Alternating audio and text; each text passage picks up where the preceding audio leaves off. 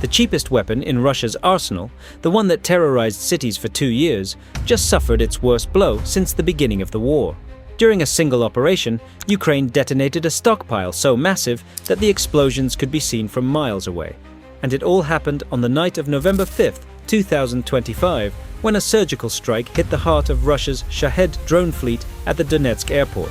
The financial, military, and strategic impact of this attack is enormous, and what came next reveals something Moscow does not want to admit.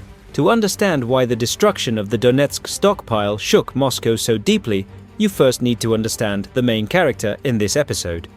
The Shahed drone, known in Russia as the Geran 2. It is simple, cheap, and brutally effective.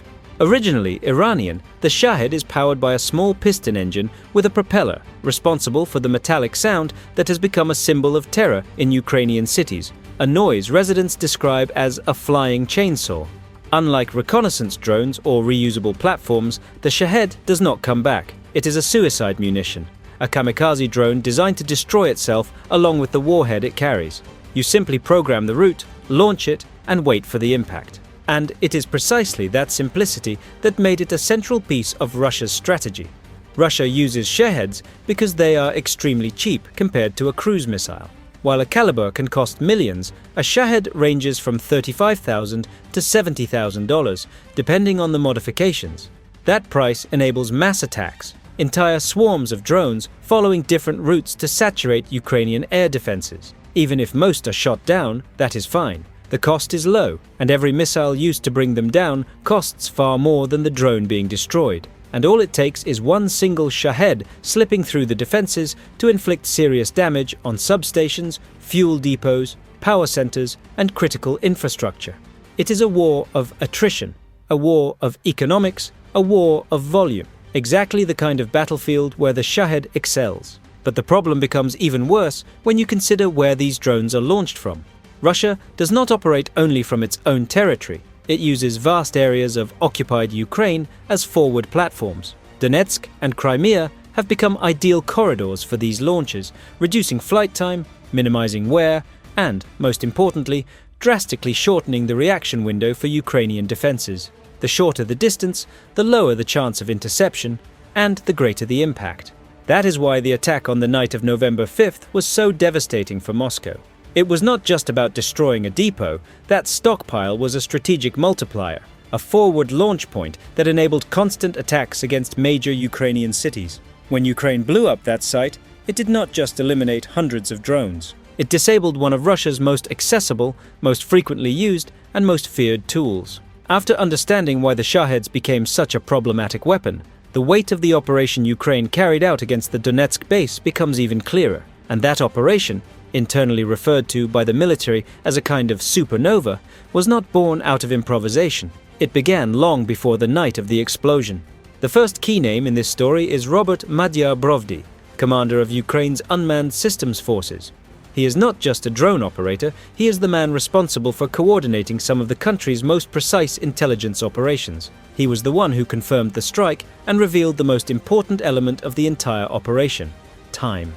In his words, developing this complex target required meticulous work over several months, assembled from small pieces. That sentence perfectly captures how Ukraine operates, not through improvisation, but through patience, data gathering, constant observation, and layered intelligence. Every movement at the base, every truck that arrived, every shift in the Shahed's flight patterns, everything was catalogued until the target could be struck with surgical precision. And then came the night of November 5th, 2025. The chosen location was not random. The former Donetsk International Airport, destroyed in the early years of the war and transformed by Russia into an operational fortress. It no longer hosted commercial flights, but instead improvised hangars to store hundreds of Shaheds, maintenance teams, fuel, preparation points, and all the logistics required to sustain constant attacks against Ukrainian cities. In the darkness, that massive structure looked quiet, but it was exactly there that Ukraine planned to hit with maximum force. The strike began with the signature of Ukraine's new doctrine: combined action. It was not a single drone attack, nor a simple bombardment. It was a synchronized sequence of cruise missiles and attack drones designed to arrive from different angles, confuse radars, and guarantee penetration even against Russian defenses. While missiles traveled long, calculated trajectories, smaller drones approached at low altitude to hit sensitive areas.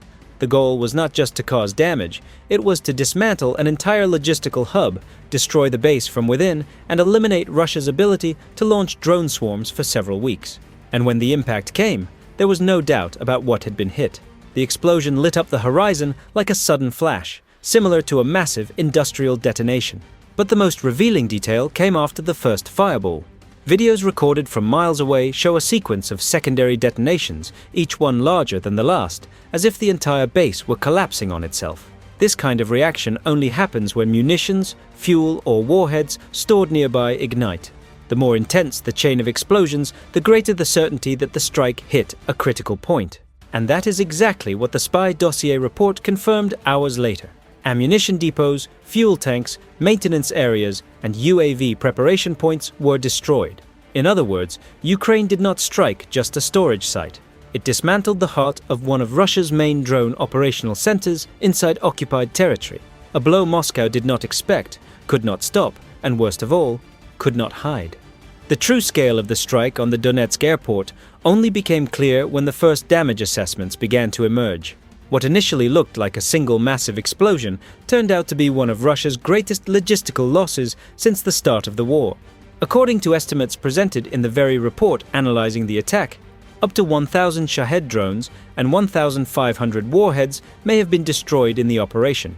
It is an almost unbelievable number, but fully consistent with the secondary explosions recorded throughout the night and with the activity patterns Ukrainian intelligence had been observing at the site. And when we translate that into practical terms, the impact becomes even clearer. Every one of those drones could have hit a house, a residential building, a hospital, an electrical substation, or any other piece of critical infrastructure.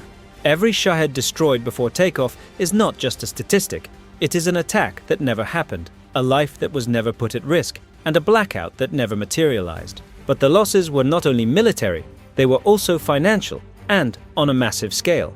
The newspaper, The Express, estimated the damage at around £60 million, an amount equal to nearly $80 million. That calculation takes into account the individual value of the drones, between $35,000 and $70,000 each, combined with the cost of the warheads and support material destroyed at the base. And that does not include the facilities, storage sites, fuel, maintenance equipment, vehicles, and all the infrastructure that kept the place running. To put this in perspective, this single loss equals the cost of several full weeks of drone operations against cities like Kiev, Odessa, or Kharkiv. It is the kind of loss that cannot be replenished quickly, and that certainly weighs heavily in a war where every ruble is contested between the battlefield and a domestic economy in collapse. But the deepest impact is not in the numbers, it is in the timing. The Ukrainian operation happened exactly as Russia was preparing to repeat one of its most aggressive and predictable winter tactics, striking Ukrainian energy infrastructure with waves of Shaheds. Every year, Moscow weaponizes the cold, trying to leave entire cities without heat, without power, without water, and without stability. The logic is to break civilian morale and force the Ukrainian government to negotiate from a position of weakness. To do that, Russia depends on full stockpiles, active launch routes, and forward storage hubs, exactly like the one at the Donetsk base.